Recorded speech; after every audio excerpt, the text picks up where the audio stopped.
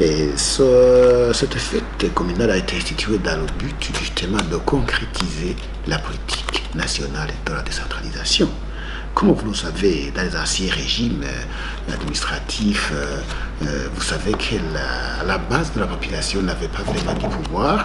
Et vous savez qu'actuellement, c'est la population qui justement, jusqu'à actuellement, c'est la population qui doit voter ses représentants. Il y a la démocratie, il y a la décentralisation. Donc, c'est dans le but de concrétiser justement la décentralisation dans notre pays.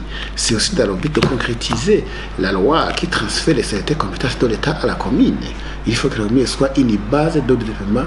Il s'agit d'une entité administrative et indépendante. Alors, à ce moment, il faut lui donner un certain pouvoir, une certaine organisation autonome.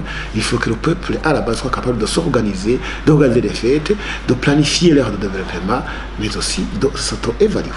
Vous savez qu'ici chez nous, au Burundi en particulier, et en Afrique en général, c'est le peuple qui doit justement travailler, d'ailleurs c'est dans le monde entier, pour pouvoir se développer.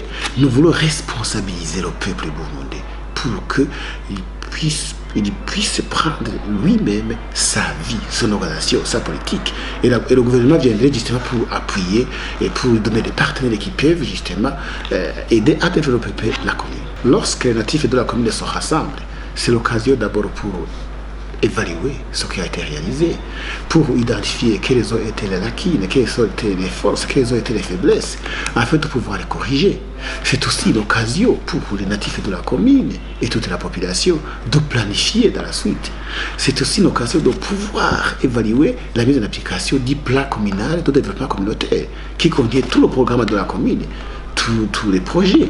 Donc, et afin de pouvoir améliorer, c'est l'occasion également d'encourager, d'opprimer ceux qui se sont donnés plus que les autres dans le développement de leur commune. Comme ça, on encourage la population dans la politique et de l'émigration. Il y a bien sûr certains projets qui se ressemblent.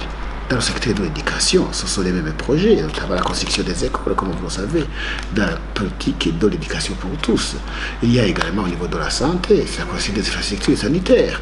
Mais il y a d'autres projets spécifiques, ceux qui n'ont pas de routes peuvent privilégier les routes.